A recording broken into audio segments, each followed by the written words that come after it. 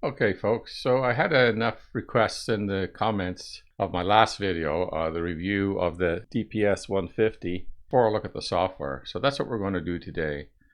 So let us go to FNIRSI's website here.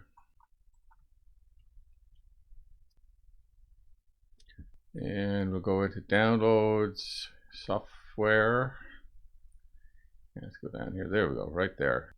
Here we go.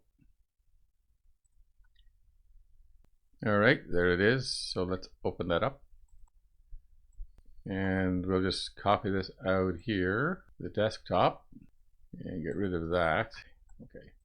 Now I want to bring up my device manager.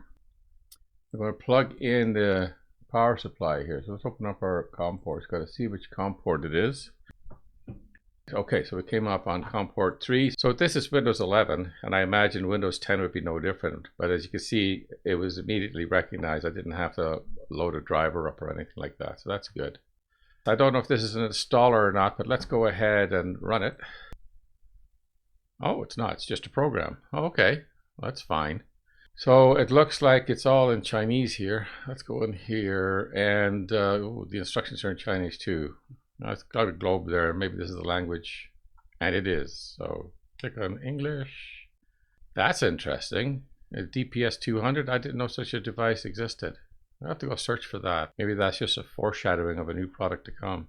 Let's go over to COM 3 and go online. So if I look at the device itself, it's locked. All the keys are locked on the device. So when you connect it with the software, it's not going to let you do anything on the control panel. You have to then do everything from the software. So, okay, what do we have here? We have voltage setting. So it's set at 5 volts. You put in 10 volts here. And that does change on the device. So I'm going to hook it up to my little load that I did, the little series I did on building a DC load. And we're going to open it up here. That puts power to it. Okay. And let's change the load. So we've got an amp going into it now. Let's bring it up. 4.5 amps. I can see that rising there on the screen. That's all very nice. Now if we bring down the current here to 3 amps, we should go into current limiting mode. And we do. So that's all working as expected. Now, we can't just grab it and move it over. That's unfortunate. But we can increase it with little blips like that. Or we can just type in what we want out of it. So let's say 4, say 4.9. All right, now we're out of current limiting mode. Okay, this is great. Sets the baud rate. I guess I didn't have to set it. I guess it just assumes that the device is going to come at 9600. But I'm suggesting that maybe you could change that if you wanted to. So if we do this, will the device follow along? It appears to. Yeah, everything's working fine here. Okay, so let's see, what do we do here? Oh, we've got our memory groups here. So we can enable group 1. All right, so that comes in at 15 volts at 5 amps. Group 2, 18.9 volts at 5 amps. What's group 5 set at? 3 volts at 1 amp. You can hear the load there. The fan of the load is speeding up there. All right, so let's have a look at some of this other stuff here. So the measurement switch. That was mentioned before, and we found that in the setup of the instrument, so I still don't know what that is. Okay, so it's bringing in the watt hours and stuff. I see, okay. All right, so there we go. When it's closed, you don't bring in the output energy and the capacity there, but when you do, you bring that in. All right, that makes sense. All right, good. Now, let's see, basic information. We've got our input voltage of 19.55 coming from the adapter. We've got an output voltage set of 18.9. We're pumping out 1.25 amps because that's what the load is set at. We have a temperature of 27 degrees. And we're generating 23.66 watts of power. So let's go into the advanced mode here. This start button means that it starts recording. So it's basically going to record what you see going by here. We click on start and then make some changes to the load over here.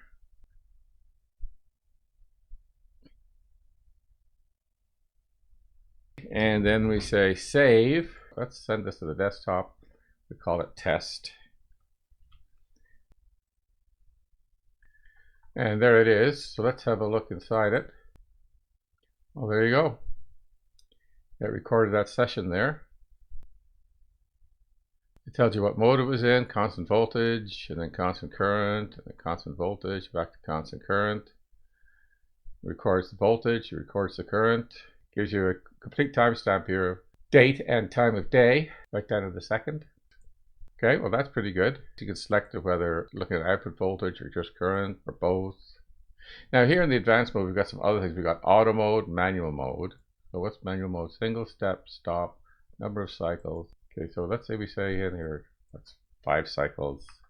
And these are the values that it's going to do.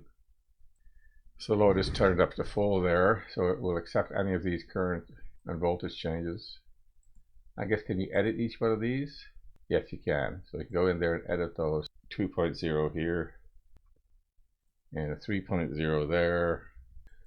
And of course, all of this voltages here, V set. So this is going to run through all those 10 values. It's going to do it 5 times. So let's see what happens if we click start. Okay, it seems to be doing what it's supposed to do. And it goes back over and starts again. So yeah, that's pretty intuitive. That works really well. Then we go to manual mode, and then we can single step. Yeah. And what's this over here? Voltage scan. So that's basically what we're doing, isn't it? It's some sort of voltage scan. So this here will output current at 1 amp. What's the start voltage at 1 volt, stop voltage at 5 volts, voltage step value 1. I've got the load is set too high, so we're going to bring the load down. So set the load there at about 0.67. Let's change this to, okay, can we do 0.5 seconds? No, you can't. You can't do decimal seconds. So 1 second. Let's run this. Okay, so here we go. Now it's working. So this is ramping up 1 volt at a time until we get up to 15 volts and maximum of 1 amp. All right, that's how that works. And let's see, what can we do here? We can do 5 volts at a time, so only 3 steps. Let's see how that looks. Now let's see, look at a current scan here. So it's going to start off here at a voltage of 5 volts, a current value of 1 amp, and it's going to go up to 5 amps. It's going to be in current limiting mode until it gets up to the 5 amp range.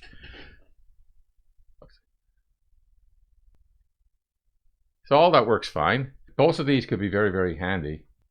Now there's an upgrade button here. Let's press on that. So this has got to do with a firmware upgrade. So there's 2 methods. Method 2, this is using the PC software here.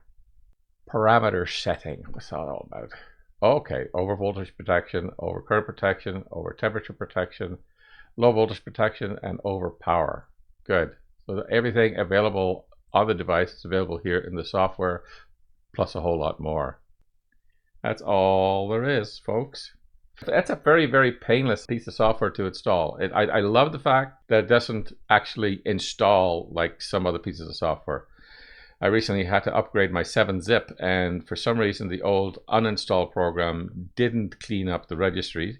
The new software wouldn't work properly, so I had to go in and manually edit the registry, and I hate doing that. But this doesn't install at all, and I love programs, little applications like this. If they don't have to install, that's fantastic.